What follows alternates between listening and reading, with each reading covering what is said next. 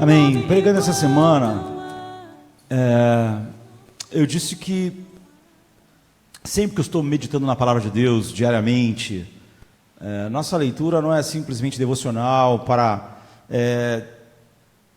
termos bons sentimentos e um ânimo para passarmos o dia. Infelizmente, muitas das vezes é isso que acontece. Mas a leitura da palavra de Deus sempre visa a nossa transformação, porque é onde nós contemplamos a glória de Deus na face de Cristo. Nós contemplamos a face de Cristo na palavra. E o propósito de todas as nossas meditações é ser transformado de um grau de glória em outro grau de glória. Então, eu estava dizendo que toda vez que eu leio um texto, todos os dias, quando eu estou preparando algo para falar com os irmãos, ou quando eu estou meditando diariamente para a edificação do meu coração, para essa conformação ao querer de Deus, eu sempre faço 4 perguntas a qualquer texto que eu estou lendo. E muitas das vezes, num texto maior, eu faço essas perguntas a cada frase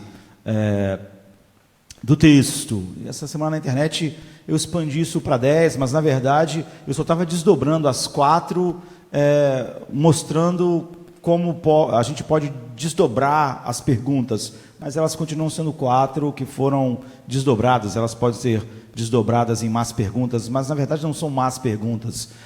Cada uma dessas perguntas sendo desdobradas para nós sondarmos melhor. E eu lembro que eu falei que eu sempre uso, então, para facilitar, as iniciais, para ficar sempre na minha mente, durante muitos anos, que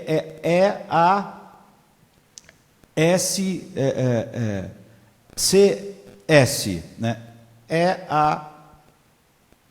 CS, que seria o de ensino. Quando eu olho para um texto, eu quero saber o que esse texto está me ensinando sobre Deus, o que ele diz sobre Deus. Então, nós podemos gastar bastante tempo pensando o que aquele texto, ou aquela frase, aquele verso, aquele versículo está me ensinando sobre Deus. Esse é o ensino.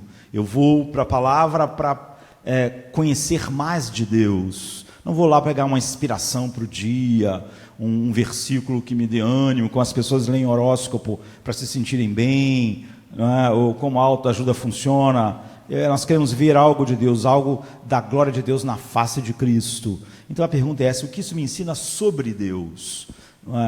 E depois que nós aprendemos o que aquele texto nos fala sobre Deus, a segunda coisa é o A, de adoração. Então, a gente vê o que eu tenho que adorar a Deus por esse aspecto do caráter de Deus, do ser de Deus. Então, podemos gastar um tempo em seguida a meditação em adoração que flui a partir daquela revelação de Deus. E depois, S é de súplica.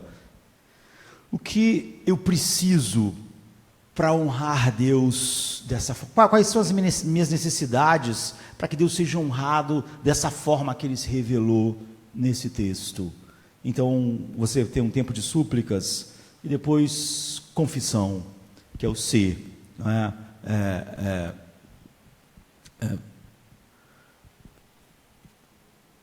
O que na minha vida não honra esse aspecto que Deus revelou? Lá eu mostrei que a gente pode dividir isso na minha vida, na vida da igreja, como o mundo não louva a Deus. E quando a gente vê algo a respeito de Deus, o que isso, por causa de dizer algo a respeito de Deus, o que isso diz a respeito da igreja, o que isso diz a respeito de mim, e o que diz a respeito do mundo. Como eu disse, era só um desdobrar dessas mesmas questões. Então as pessoas começaram a fazer muitas perguntas a respeito disso, não é? Já que eu tinha dito que isso me acompanha desde a juventude, desde que eu tenho 16, 17 anos. Todas as minhas meditações são assim.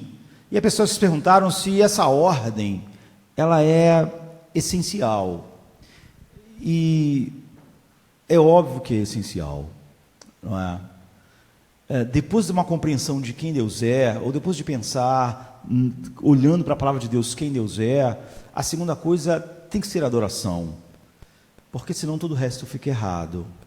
Eu quero falar sobre isso rapidamente. Porque a ordem é essencial, porque a adoração é o que deve vir, e porque súplica e confissão, ou confissão e súplica, a ordem final não é tão rígida quanto essa inicial, não vão estar certas se eu não adorar adequadamente a partir de uma revelação do aspecto do caráter de Deus que eu vi. Então é a ACS, ensino, adoração, confissão e súplica.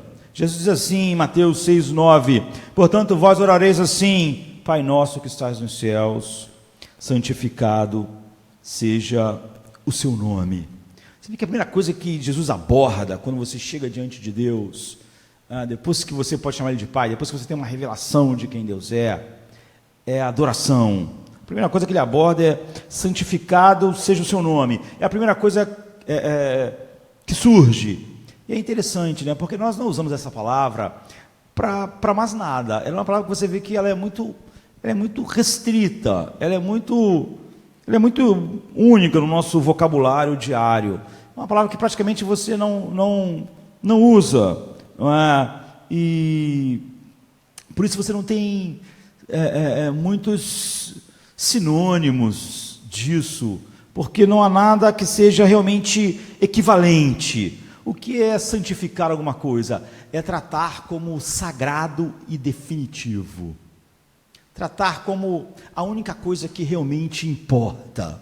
É isso. Nós não temos realmente nada nenhuma palavra que se aproxime disso. Por isso está aqui de maneira explícita. E você vê que é a primeira coisa. É o A de adoração. Sempre que eu olhei para um texto e gasto um tempo ali vendo que aquele texto diz a respeito de quem Deus é, isso, em primeiro lugar, flui nessa adoração. Então, significa santificar o nome de Deus é torná-lo a minha preocupação última, a minha maior preocupação, e fazer daquilo que é o nome de Deus a coisa mais importante na minha vida. É fazer a coisa crucial. O que é crucial? O que é indispensável? O que é a única coisa que eu não posso ficar sem? O que é a coisa mais sagrada no dia, na vida, no que eu vou viver? É tornar aquilo a maior beleza da minha vida. Isso é adoração. Isso é santificar o nome de Deus. É por isso que é E de ensino e depois é A de adoração, porque isso vem realmente em primeiro lugar. Ou seja, santificar o nome de Deus é tornar o nome dele supremo em sua vida. É nada ser mais importante. É a coisa suprema da qual todas as outras coisas vão ter que se encaixar. Então, é por isso que essa palavra é tão única, é por isso que a gente não usa. Você vê, santificar, quando nós santificamos o nome de Deus, nós não tornamos o nome de Deus santo, não é? É uma coisa de reconhecimento do nome dele como uma coisa vital, mais importante, sagrada, a maior beleza da vida, o maior deleite do coração. E é passar um tempo através da revelação específica daquele texto a respeito do caráter de Deus, fazendo exatamente isso. Então Jesus diz que isso vem em primeiro lugar. Mas não vem só em primeiro lugar, não é? Porque a gente, quando pensa em uma coisa em primeiro lugar, nós já pensamos numa ordem de prioridades decrescentes. O que a Bíblia está dizendo que vem em primeiro lugar porque só isso é que é o assunto das nossas orações.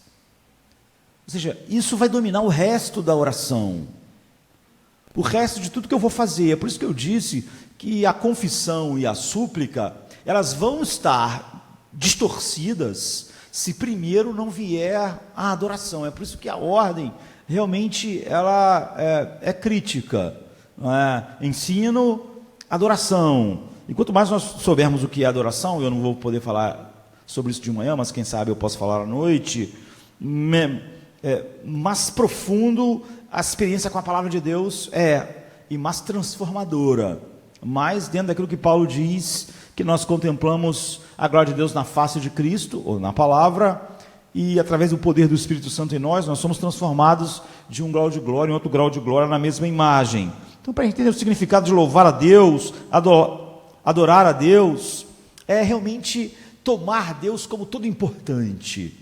No caso aqui, o nome de Deus está expressando tudo que Ele é, não é? Está carregando tudo que Ele é. Então, adoração não é sobre alguma coisa, adoração é sobre a vida. A vida é sobre a adoração. É por isso que quando eu olhei lá e um aspecto a respeito de Deus, a adoração vem em seguida, porque é sobre isso que é a vida. Essa é a razão de eu ter ido à palavra de Deus para conhecer algo a respeito dele, é sobre adoração. Então o texto ensina muitas coisas, mas nós não podemos olhar essas muitas coisas no tempo que temos. Mas o que isso está dizendo é que há uma necessidade profunda de louvor e adoração em nossos corações, que deve dominar tudo. E o louvor deve ter uma primazia sobre todas as coisas. De tal maneira, a adoração, o santificar o nome de Deus, deve controlar todo o resto do meu dia e das outras coisas. E o louvor tem uma anatomia, não é, que desenha aquilo que vai nortear a minha oração de confissão, de súplica e esse poder transformador. Então Jesus mostra não só o louvor é necessário, sabe? Não é como um remédio que é necessário, mas que o louvor é inevitável para o cristão e para o não cristão. Para qualquer um, todo mundo, Jesus diz, está louvando alguma coisa. Todo mundo diariamente está santificando algo, está fazendo algo, aquilo mais importante, aquilo mais bonito, aquilo mais necessário, aquilo sem o qual eu vou dizer que meu dia é ruim, ou vou dizer que meu dia é bom. Tudo vai depender do que eu santifiquei. Jesus está dizendo, está todo mundo louvando. Você vê um homem insatisfeito? É porque aquilo que ele santificou não está funcionando. O que ele santifica na vida dele não está sendo pleno como ele esperou naquele dia. Então ele diz que o dia está ruim. Porque está todo mundo, isso não é uma questão só de primazia, é uma questão da própria vida. Então, quando ele está falando a respeito disso, ele começa a dar exemplos. Mas nós temos que ter cuidado, porque o exemplo que Jesus está dando não é sobre o que ele está falando em si. Ele só está mostrando um caso para estabelecer um princípio. Todos nós devemos nos apegar ao princípio. Por quê? O princípio pode ser aplicado em todos os aspectos da vida. Quando nós nos apegamos ao caso em si, que é só o exemplo, nós podemos dizer, esse aí não é o meu caso. Mas só porque a gente não entendeu o texto, a gente não olhou para o texto para ver o que ele estava ensinando sobre Deus. Não é? E nós olhamos para o cara lá do exemplo que ele está dando, e aí nós nos comparamos com esse cara, e a gente consegue de alguma maneira nos diferenciar daquele cara. Então você perdeu o que o texto estava ensinando a respeito de Deus. Então Jesus diz assim, quando vocês orarem, não sejam como os hipócritas. Ele está falando isso antes de falar a respeito da oração. Agora, hipócrita é uma pessoa que tem uma vida dupla, há uma duplicidade, não há uma pureza, não é? Há uma mistura naquilo que a pessoa é, ou naquilo que a pessoa faz, ou seja, aquilo não tem um só propósito. Ou seja, eu posso ter ido meditar na palavra de Deus, mas aquilo que está me conduzindo não é o desejo de santificar o nome de Deus, por exemplo. Eu estou ali, eu tenho outras coisas, outros interesses. Então há uma duplicidade, não é? E ele está falando que o hipócrita é uma pessoa que não é consistente, que quando você olha para ele, aquilo que ele está fazendo não é consistente em toda a sua vida. Há essa duplicidade. Então ele está falando aqui sobre uma oração que não é consistente, que é fruto exatamente de o propósito não ser santificar o nome de Deus. Então ele diz que essa pessoa, ela ora publicamente, que ela ora em campo aberto. porque há uma duplicidade nela. Ela ora porque ela quer que as pessoas achem que ela é uma pessoa espiritual. Ela ora porque ela quer a aclamação das pessoas. Há uma duplicidade. Teoricamente, quando uma pessoa ora, ela diz que está interessada só em Deus. Mas essa pessoa não está interessada só em Deus. Ela está interessada em Deus porque ela está orando, supostamente, mas ela está interessada naquilo que as pessoas estão vendo, na aclamação que vem das pessoas, na glória. Então, como eu disse, você tem que ter muito cuidado, porque você pode dizer, esse não é o meu caso, não é por isso que eu oro. Ele diz que há pessoas que querem aclamação, mas há pessoas que querem outras coisas. Cada coração humano quer coisas diferentes. Por isso que, muitas das vezes, quando a Bíblia diz que nós temos que nos negar a nós mesmos, nós, em algumas coisas, vamos estar negando as mesmas coisas, mas em muitas coisas vamos estar negando coisas diferentes. Por quê? Porque nós desejamos coisas diferentes. Certamente essa pessoa do exemplo vai ter que estar negando e mortificando algo que talvez outra pessoa não esteja tendo que fazê-lo. Então é importante nós percebermos que Jesus está estabelecendo um princípio. Essa pessoa quer aclamação, e então ela só ora quando ela deseja receber o que ela quer. Então Jesus diz, essa pessoa ora em público porque ela quer receber a aclamação, mas lá no secreto ela não ora, ou ela quase não ora, porque ela não vai receber o que ela quer, que é a aclamação, que é aquilo que ela santifica na vida dela, que é aquilo que ela faz mais importante, mais belo, mais bonito, primordial, que era o quê? O reconhecimento das pessoas da minha espiritualidade, não é? Então, Jesus diz assim, essa pessoa, quando ela não tem isso, ela não ora. Ela só ora quando ela está desejosa de receber o que ela mais deseja, que é a aclamação. Ela ora. E como ela quer a aclamação, então ela ora em público. Em público ela está sempre orando, mas quando ela está sozinha, Jesus diz, ela não ora assim. Ela não tem esse impulso para oração. Então, o que quer dizer é o seguinte, o princípio é que há pessoas que só oram quando aquilo que ele deseja está em jogo. Então eles oram muito, ou então eles não oram. Então eles oram pouco. Em segredo, eles não recebem aclamação. Então a oração não tem uma apelação grande para ele. É o que ele está dizendo. Então Jesus está usando um caso para estabelecer um princípio. Ele não está falando sobre, talvez esse seja o teu problema, talvez seja o problema do Josemar, que publicamente ele faz. Não, ele não está fazendo isso. Ele está dizendo que esse caso estabelece o princípio de que há pessoas que só oram, e esse é o princípio geral, quando aquilo que lhe é mais importante, mais caro, mais belo, aquilo que ele santifica em sua vida, está em jogo. Isso leva ele à oração, isso mostra o coração dele. Então, é uma espécie de pessoa que só ora quando a sua preocupação final está em jogo.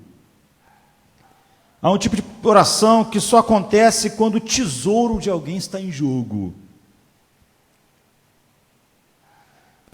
Se o que te impulsiona é santificado seja o seu nome, se esse é o seu tesouro, se essa é a beleza da sua vida, você vai ver, haverá uma vida de oração consistente.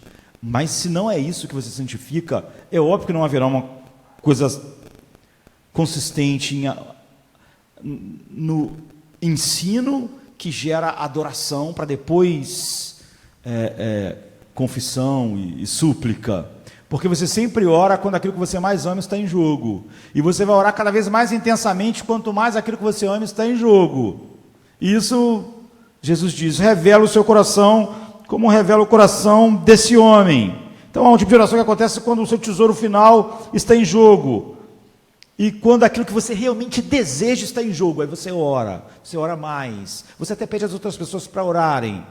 E ele diz que a maneira com que você pode dizer se sua oração verdadeira, se a sua oração é verdadeira ou falsa, é se Deus é aquilo que você quer ver santificado.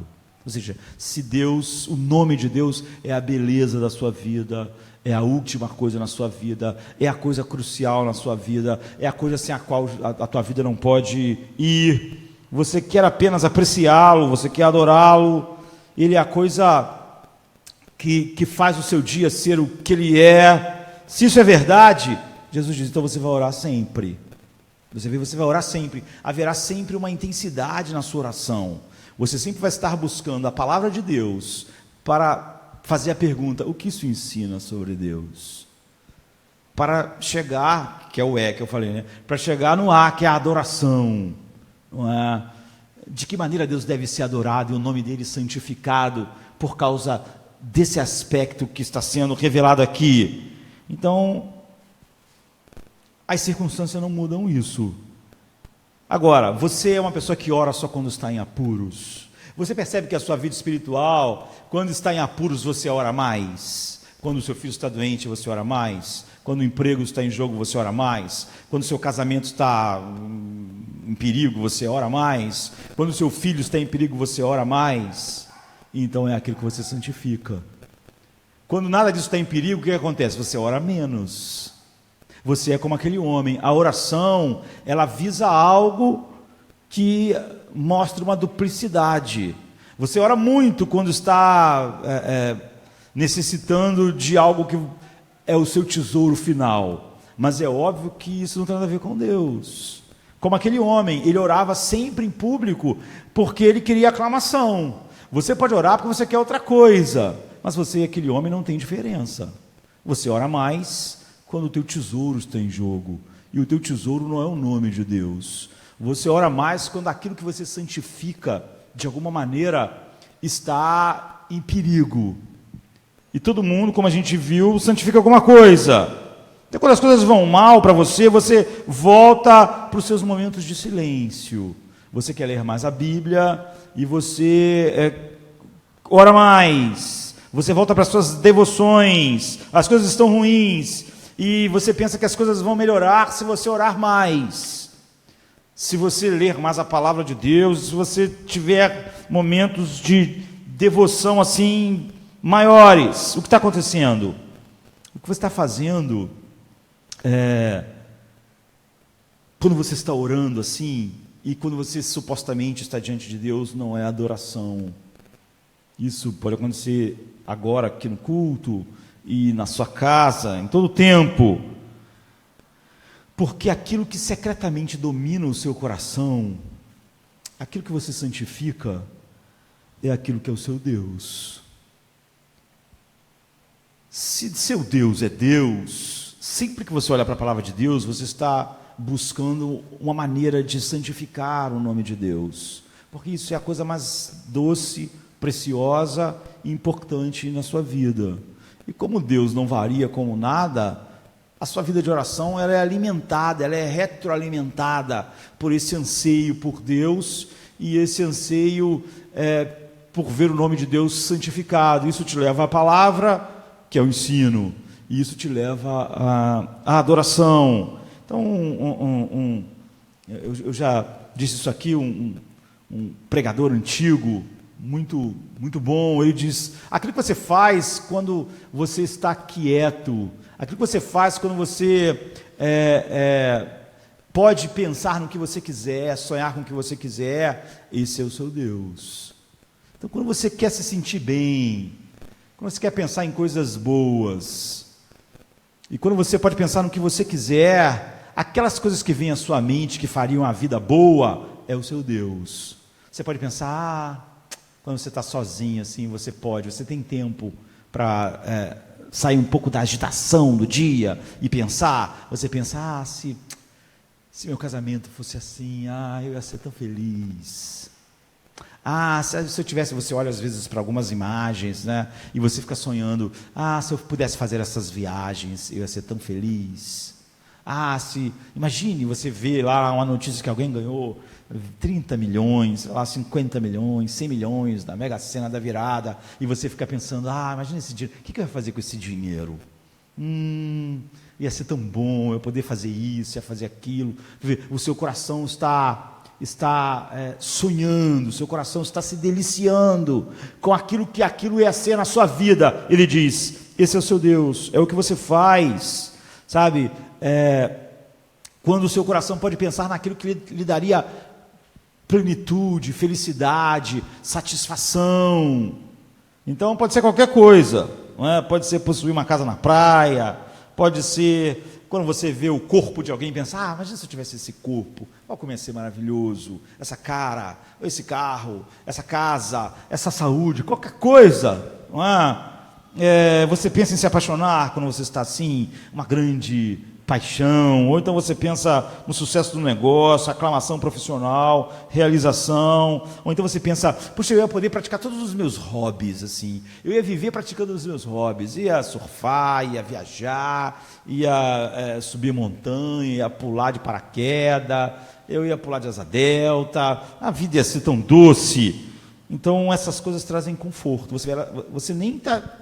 Talvez você nem ganhe na cena que você está pensando, nem tenha aclamação, nem tenha nada disso, mas só de pensar nessas coisas, você começa a se sentir melhor, dá aquela sensação boa, como ia ser bom, você está adorando, você está santificando as coisas, você está dizendo, isso ia ser a doçura da minha vida, isso ia adoçar a minha vida, isso ia dar um sentido tão pleno, um gozo tão grande. É por isso que esse puritano diz, o que você faz nesse momento está revelando o seu coração, porque não é em Deus que você está pensando, você não está santificando o nome de Deus, não é, como eu disse, eu li o texto, aí demora um tempo pensando em todos os aspectos que aquele texto mostra a Deus, e depois adorar a Deus por aquilo. Adorar a Deus é fazer, santificar o seu nome, é fazer, pensar na preciosidade, na beleza,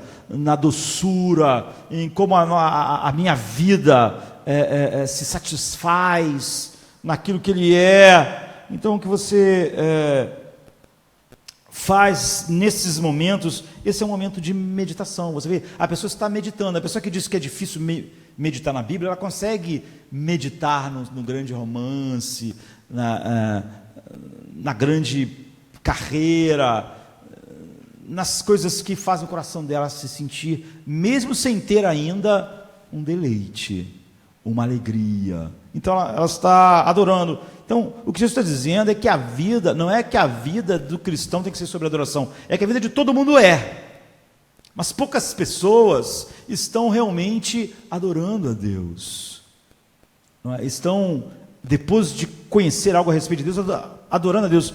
Grande parte das pessoas, isso no círculo das pessoas que dizem adorar a Deus, são como aquele homem, ela tem interesses, não é? Que são a sua verdadeira adoração, são aquilo que ele realmente santifica. Esse homem que ele deu o caso é a aclamação. Isso leva ele a orar, ele deve estar pensando, quando eu estiver lá, orando, como vai ser bom, as pessoas vão ver como eu sou uma pessoa séria espiritualmente, vamos ver como eu sou uma pessoa comprometida com Deus. Está vendo? Ele está adorando algo, está adorando a aclamação das pessoas, o reconhecimento das pessoas. Onde eu estava escrevendo, o anseio por reconhecimento, a fome, a sede por reconhecimento não é satisfeita em você satisfazê-la. Não é como a água, se eu ansei pela água, se você bebe a água, você satisfaz a sede. Mas a sede por reconhecimento só pode ser resolvida por você matá-la, e não por satisfazê-la. Ela é como beber água salgada. Para quem tem sede de reconhecimento, nenhum reconhecimento vai ser necessário. Ele sempre vai achar que outras pessoas estão tendo mais reconhecimento, estão sendo mais... Tem recebido mais crédito do que ele. Isso é sem fim, porque isso é o abismo do coração humano que não busca satisfação em Deus. Então, sempre que as pessoas estão com problema de reconhecimento, as pessoas não estão reconhecendo quem eu sou, o que eu faço, como eu sou, isso não tem fim. Quanto mais pessoas reconhecerem, supostamente, ele achar que estão reconhecendo, mais ele vai querer disso. Mais ele vai querer, isso não tem fim. Esse homem que orava para as pessoas verem, não ia parar quando as pessoas vissem.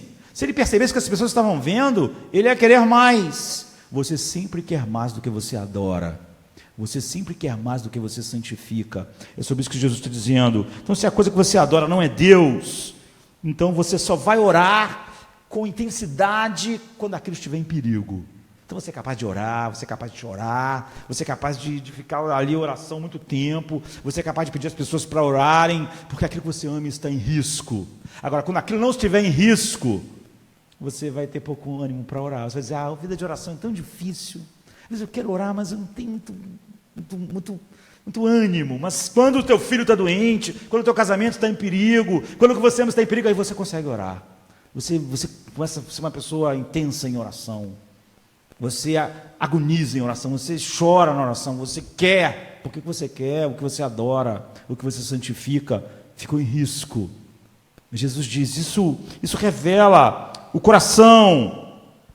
Você vai ser inconsistente, como aquele homem. Se não tivesse ninguém olhando, ele orava pouco. Se todo mundo estivesse olhando, ele orava muito.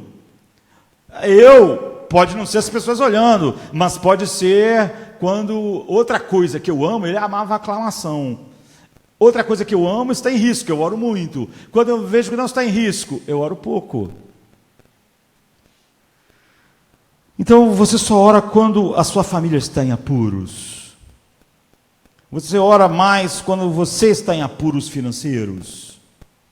Ou quando você está em apuros físicos. Você sempre vai orar quando o seu maior tesouro estiver em risco. Você vai sempre pedir às pessoas para orarem, mas quando você vê que aquilo que você santifica está em risco. E você vai ter uma vida de oração consistente quando você santificar o nome de Deus. Só isso dá consistência na vida, só isso dá vida real. Jesus diz que a consistência da sua vida de oração vai dizer quem é o seu Deus.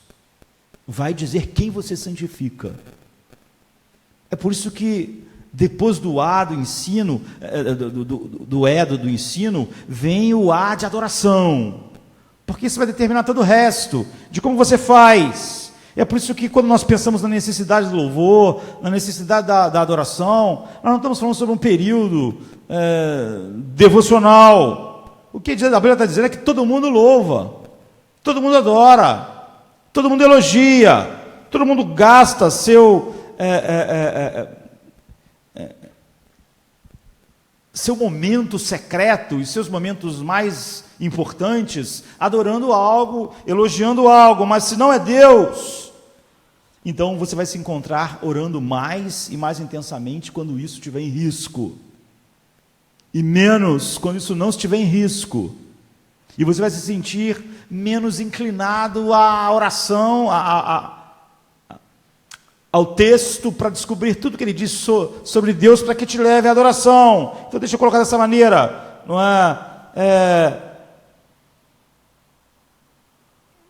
isso deve permear os nossos corações diariamente. Então, quando você é tocado pelo próprio Deus, e quando você tem um coração para ver a beleza de Deus na face de Cristo, isso vai fazer você, de fato, adorar a Deus, ou seja, ver Ele como aquelas pessoas estão fantasiando com todas aquelas coisas que o dinheiro ia trazer, que ela ia poder fazer, ou que o romance ia trazer, ou como que aquela realização tal ia fazer. Você vai se ver assim diante de Deus, olhando para Deus, gastando tempo consistentemente desfrutando isso, dessa beleza de Deus. E a pessoa pode estar num culto buscando todo tipo de recompensa, pode estar orando buscando todo tipo de recompensa, e todos estão de fato fazendo isso, os que estão aqui e os que não estão, os que são cristãos, os que não estão.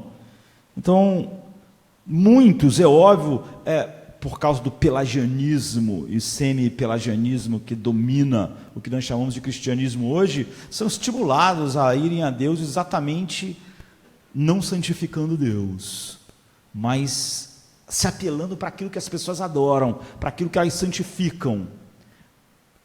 Você está precisando de aclamação? Venha a Deus. Você está precisando que a sua família assim? Venha a Deus. Você vê, é exatamente o impulso oposto da adoração. O homem não está vindo para ser um verdadeiro adorador, ele está vindo para ser o adorador de todas aquelas outras coisas. Então você vai ser ativo, você vai ser qualquer coisa que é necessário para aquilo que você mais ama ser impulsionado. E você perde o segredo da adoração. E aquilo que você faz com a sua solidão, aquilo que você faz regularmente, não é olhar para Deus, ver a beleza de Deus, sonhar com essa beleza, planejar com essa beleza, olhar para... Você pode pensar assim, eu tenho dificuldade em olhar lá para a eternidade, mas por causa disso. Você não tem dificuldade de olhar para daqui a um ano, se você tiver essa expectativa de, daqui a 6 meses eu vou ganhar um dinheiro, vou fazer várias coisas. Você não tem dificuldade de olhar, sonhar, está longe ainda, você não pensa, isso está longe, eu não vou pensar nisso. Você pensa, você sonha, você planeja, você sente um deleite. É assim que Paulo diz, olha, a leve e momentânea tribulação não são como comparar com a glória. Por quê? Porque Paulo realmente ele olha para Deus, ora para aquilo que a Bíblia fala sobre Deus, ele para e fica pensando e se deleitando como as pessoas sonham com as férias daqui a um ano, com o dinheiro daqui a um ano, com a casa que ele vai comprar daqui a um ano, com o carro que ele vai ter daqui a 6 meses. Então Paulo está olhando para a eternidade assim. E o deleite supremo do que ele está vendo sufocam as leves e momentâneas tribulações. A gente sabe que Paulo não tinha tribulações que nós podemos chamar de leves e momentâneas, comparados com a maior parte do tempo da nossa vida. Mas ele gastava esse tempo seu em segredo, sonhando, obviamente, com tudo aquilo que Deus era para ele em Cristo, e com tudo aquilo que Deus tem para revelar a ele. E isso é adoração. Esse é o primado da vida. Essa é sobre o que a nossa vida é. Então, quando a pessoa me perguntou se a ordem pode ser alterada, ela não pode. Sempre que eu gasto um tempo com um texto, o tempo que for necessário, para perceber o que aquele texto está dizendo a respeito de Deus, o impulso seguinte tem que ser a adoração. Porque todos nós temos uma necessidade de elogiar, uma necessidade de nos gabarmos em alguma coisa. Então, nós destilamos a garantia que o cristianismo, que o evangelho nos dá, saboreando a beleza de Deus dessa forma, e nós então santificamos o nome de Deus. Isso nos ensina então, santificado seja o teu nome, que antes de nós chegarmos o pão nosso de cada dia nos dai hoje, ou perdoa as nossas dívidas, você vê, antes de nós chegarmos às petições e às súplicas e à confissão, como aqui acontece, se você não primeiro adorou a Deus, tudo isso vai estar distorcido, tudo isso vai só mostrar o seu Deus falso. Cada petição tua vai mostrar o seu Deus falso. Cada confissão sua vai estar ligado com aquilo que você acha que é trágico em sua vida. Se você achar que o seu pecado está atrapalhando o casamento, então você vai sentir facilidade em confessar a respeito disso. Por quê? Por causa do seu Deus, por causa daquilo. Então, tanto a confissão quanto a súplica, elas fluem da adoração. E elas vão estar totalmente erradas se você não adorou corretamente, se não houve verdadeira adoração, se o nome de Deus não foi santificado, mas outra coisa foi santificada. É óbvio que daí para frente todo o resto vai estar errado.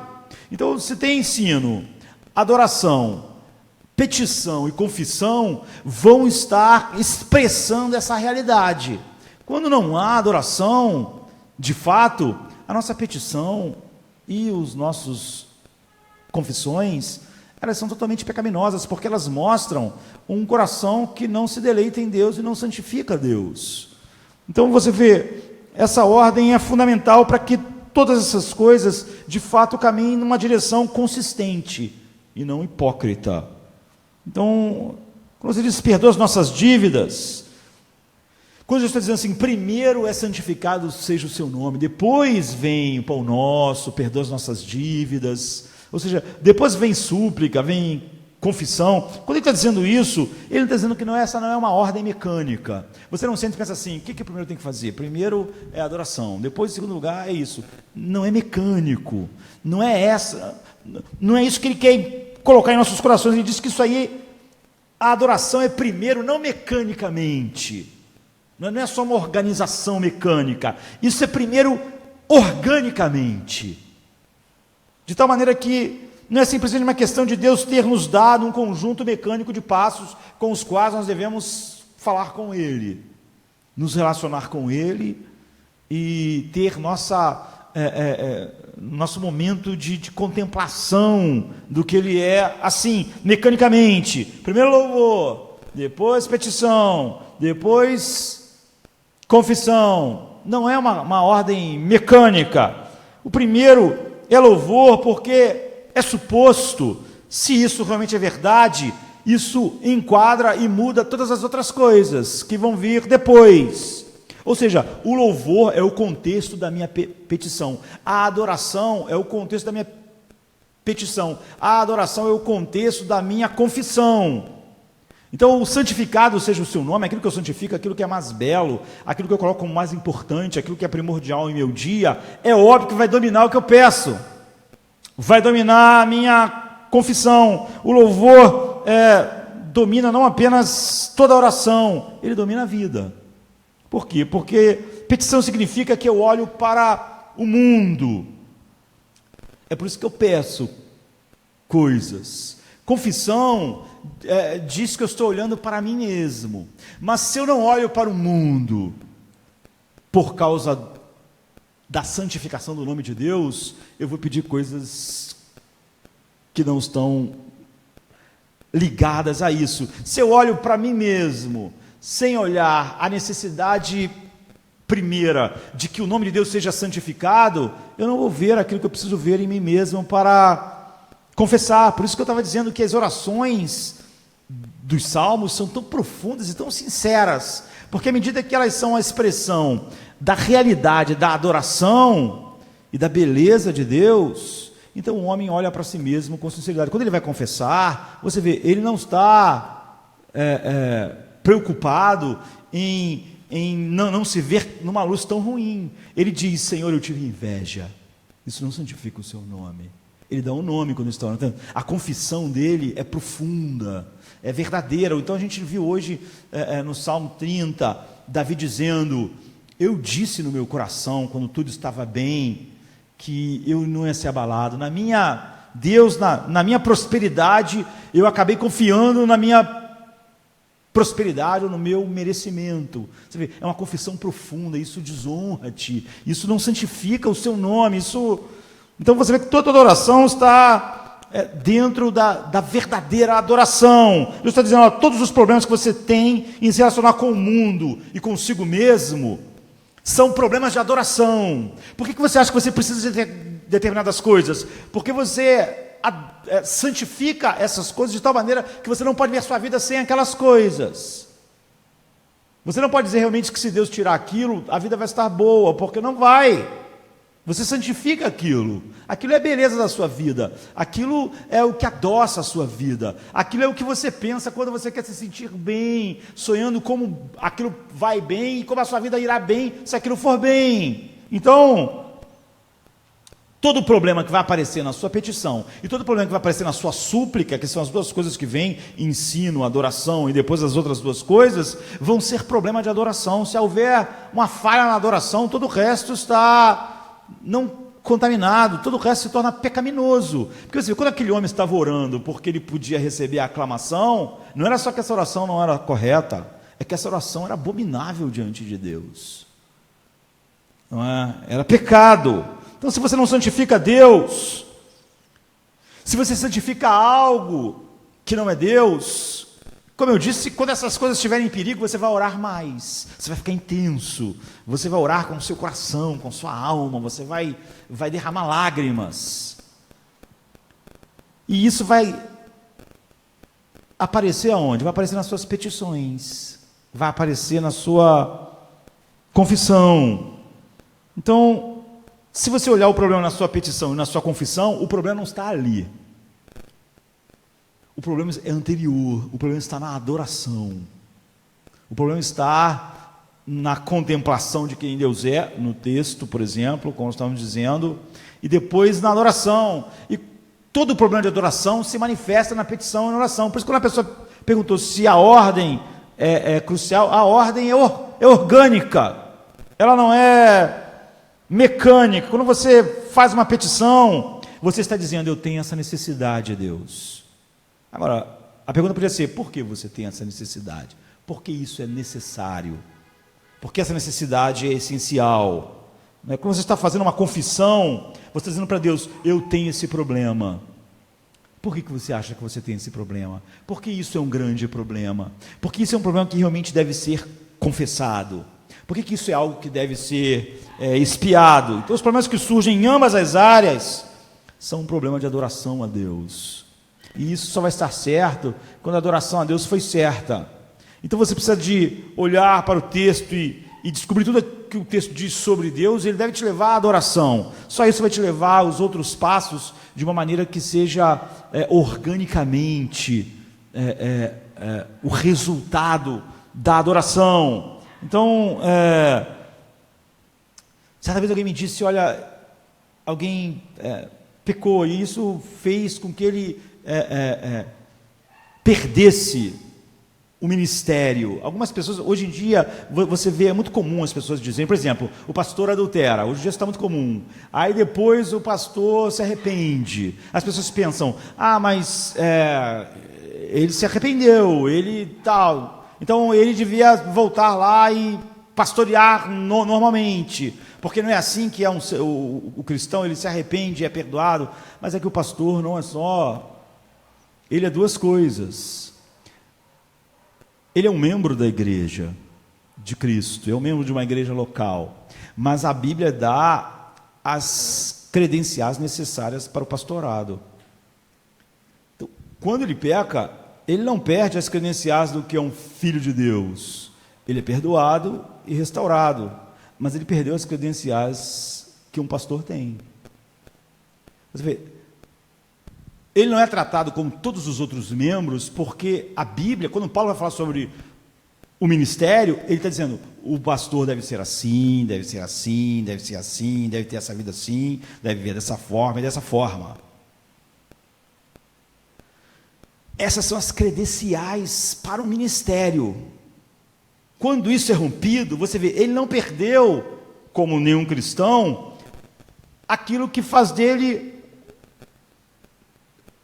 membro da igreja de Cristo. Se ele se arrependeu verdadeiramente, mas ele perdeu as credenciais que são fundamentais biblicamente para ele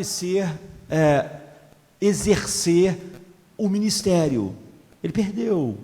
Então você vê, é por isso que ele pode ser perdoado, restaurado a comunhão da igreja, mas ele não tem as credenciais para o ministério. Ele perdeu, ele jogou fora. São coisas diferentes, e é por isso que é diferente, é por isso que é perdoado, é restaurado a comunhão do corpo de Cristo, mas ele não, com isso, não restaurou as condições. Assim, Paulo vai dizer: marido de uma só mulher, assim, assado, assado, assado, ele tem que ser assim, por causa da posição que Deus o colocou. Se ele não satisfaz, o Paulo podia dizer assim: para ser o pastor é só ser cristão mesmo da igreja, pastor, tem mais condição nenhuma. Não, mas Paulo não faz isso. Ele passa um tempão nas pastorais, por exemplo, dizendo como um pastor deve ser, como deve ser sua vida. E ele não diz simplesmente que ele deve ser um cristão. Ele tem as credenciais que manifestam o fato de Deus chamá-lo e colocá-lo assim. Ele perde. Então essa pessoa tinha perdido isso. E a pessoa diz para mim assim: eu não consigo me perdoar. Você não consegue se perdoar, mas como assim? Você não acredita que Deus te perdoou? Deus não restaurou as coisas? Não está tudo bem? Mas eu não consigo me perdoar porque eu nunca mais vou ter o meu ministério como era antes. Eu disse: o teu problema não é esse, o teu problema é que você santificou o ministério. Mas você está dizendo que você pode estar em plena comunhão com Deus, mas se você não tiver o ministério que você supostamente tinha, a sua vida não tem doçura, não tem alegria, não tem prazer. O teu problema é que você diz claramente que você santifica mais o ministério do que Deus. Você está dizendo, Deus me perdoou e eu estou em comunhão com Ele, mas isso é insuficiente para mim. Eu nunca mais vou ser pleno, completo, porque você fez de algo mais importante do que Deus, e é comum isso acontecer, não é? Então você só não pode se perdoar porque você santificou algo com Deus, porque senão você não tem nenhum problema com isso, pelo fato de, ao se arrepender, você saber que em Cristo você está perdoado em comunhão com o Pai. Mas isso não é suficiente, porque isso não é a coisa que você santifica de fato. Você santifica outra coisa. E todos nós, em algum momento, vamos deixar o ministério, por causa da nossa idade, por causa da nossa saúde, por alguma razão. E isso é só um estado temporário. Todos nós sabemos, e quando isso acontecer, o apóstolo Paulo, muitas das vezes, durante muitos anos, não podia exercer o seu ministério, porque ele ficava preso numa cadeia. Mas ele podia dizer, como a gente viu na quinta-feira, aprendi a estar satisfeito. Ou seja, Paulo está dizendo, eu não santifico o meu ministério, eu não sou diferente agora, porque eu não estou diariamente na igreja, eu estou preso aqui 2 anos, 3 anos, 4 anos. Ele está fazendo a coisa certa. Então, a outra pessoa diz, essa pessoa disse também, e eu não consigo me perdoar porque os meus pais ficaram tão decepcionados, e os meus pais são pessoas muito rígidas, muito morais. Então eu disse, está vendo, esse é um problema anterior. Você santifica a opinião dos seus pais, a opinião de todas as pessoas, não a de Deus. Então agora, você não está recebendo o louvor daquilo que você adora, que era o seu ministério, a opinião dos seus pais. Então você está sempre dizendo que o perdão de Deus não é suficiente para você se sentir bem, porque não é isso que você santifica. Você vê, havia um problema na confissão desse homem. Ele não percebeu que o que ele fez desonrou Deus totalmente. E esse era o problema, esse era o drama. Não eram as coisas que o pai, ou o ministério, essa devia ser a essência da sua confissão. E quando essa confissão verdadeira fosse feita, e quando ele fosse perdoado por Deus, então tudo estaria bem. Mas ele tem um problema na confissão. Mas o problema na confissão dele, que não faz ele se sentir pleno, restaurado e em paz, é um problema de adoração. É porque ele adorava e valorizava algumas coisas muito mais do que Deus. E Deus não é suficiente para ele agora. Então ele vai sempre viver esse drama. Você vê, o problema da adoração, ela aparece nas nossas petições e ela aparece na nossa confissão. Quando ele diz eu não posso perdoar a mim mesmo, parece humilde, mas na verdade é arrogante, Ele está dizendo, eu não santifico Deus, então o fato de eu ser perdoado, e o nome de Deus, apesar daquele pecado ter sido santificado através da obra de Cristo, que produziu esse arrependimento e essa mudança, eu não, porque a minha confissão, ela é defeituosa por causa da coisa que eu adoro. Então ela nunca é suficiente. Parece humilde, mas é um fracasso na adoração. É um fracasso em ter prazer em Deus. Quando uma coisa foi interrompida, aquela pessoa não pode ver mais a vida como ela via, porque ela foi interrompido nela algo fundamental para ela.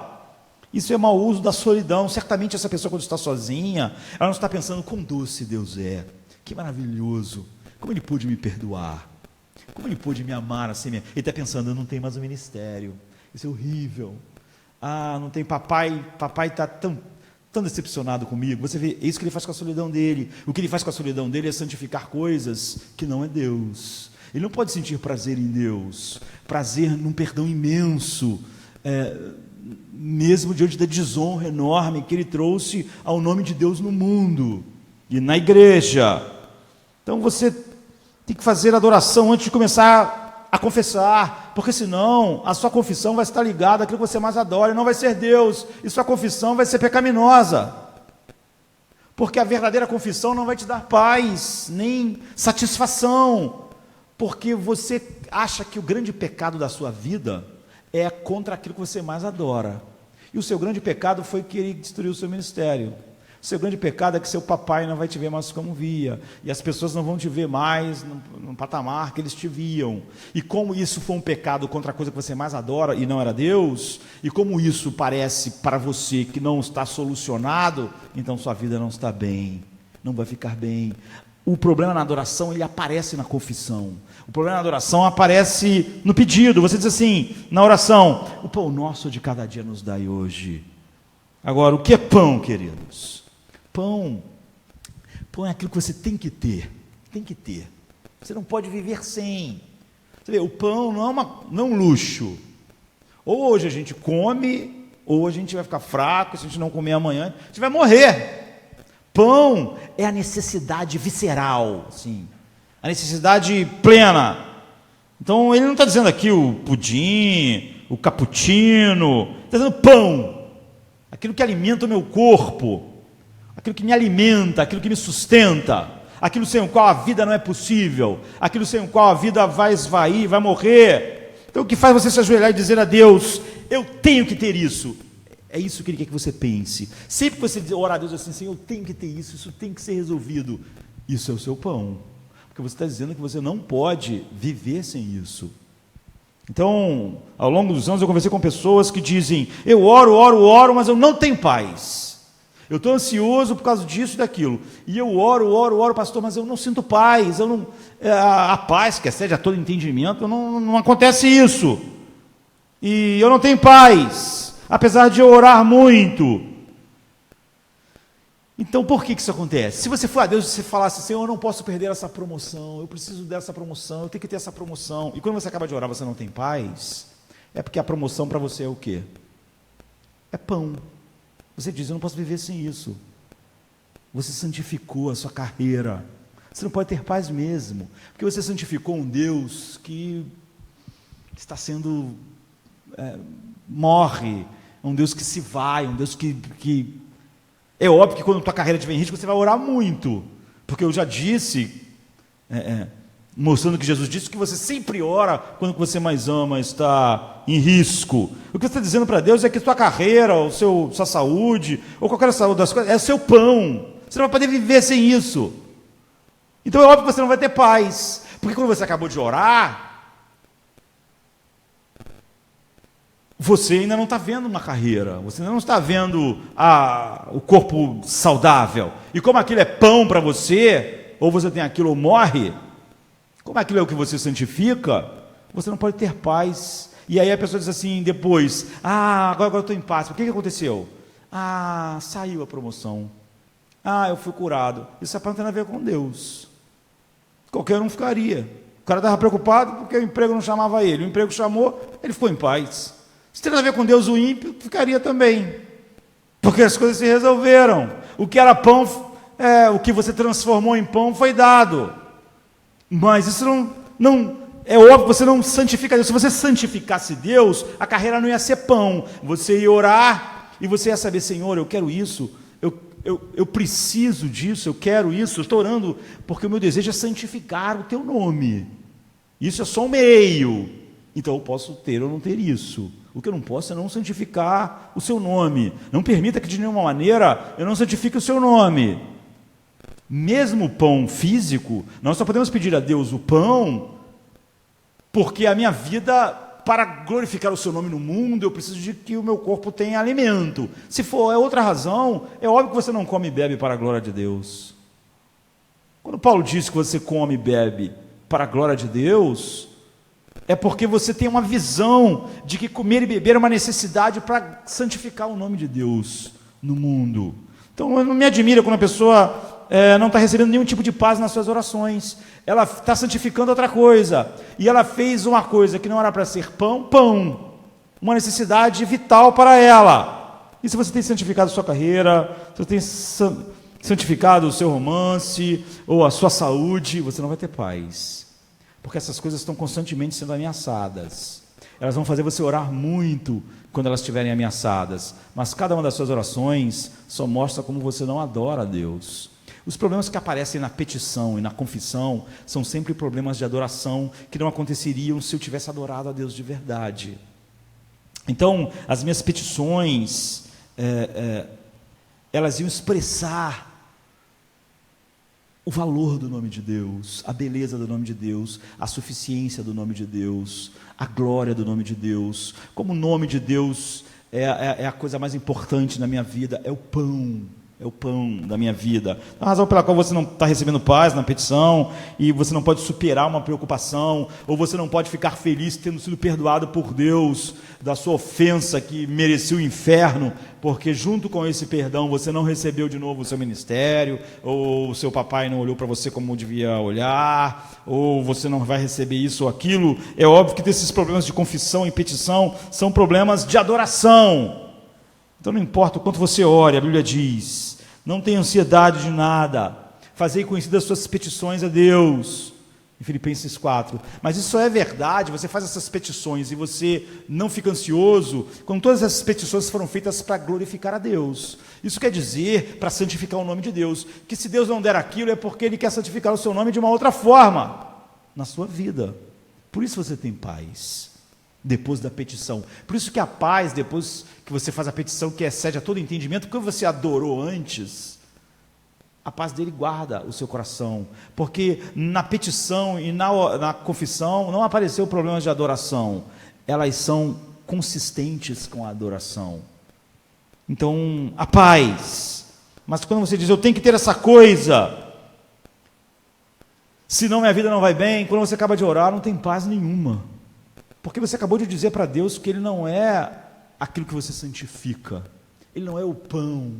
Por isso que quando Jesus fala sobre fé, Ele sempre usa essas expressões, eu sou o pão que desceu do céu, eu sou a água. Você tem que crer em mim como algo que satisfaz, que deixa você sem sede, que deixa você alimentado. Essa é a fé bíblica. Então você tem que rebaixar o seu trabalho, você tem que rebaixar o seu sagrado e não colocar ele no lugar, o seu trabalho e não colocar ele no lugar sagrado. Você tem que rebaixar a sua saúde. Você tem que rebaixar o seu romance. Você tem que rebaixar. Aquilo nunca é o que eu santifico. Então aquilo vai estar nas minhas petições dentro, em consonância com a verdadeira adoração. Então, aquilo que vai me dominar, me saturar e fazer a vida valer a pena, é o nome de Deus, é quem Deus é aquele aspecto que eu vi no texto, que aponta para Deus.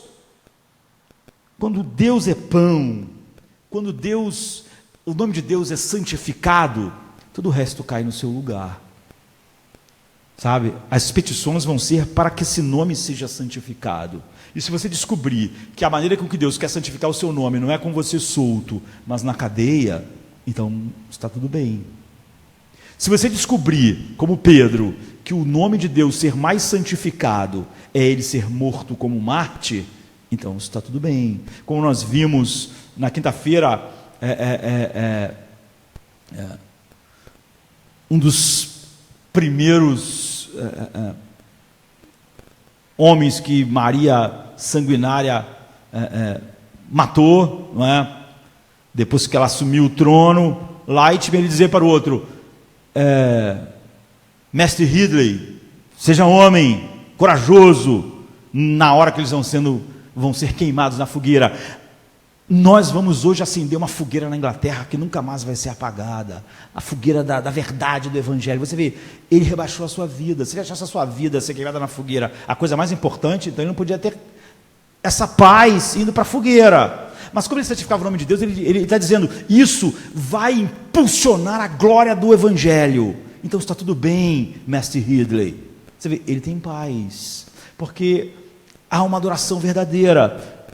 Então todo o resto cai no lugar certo.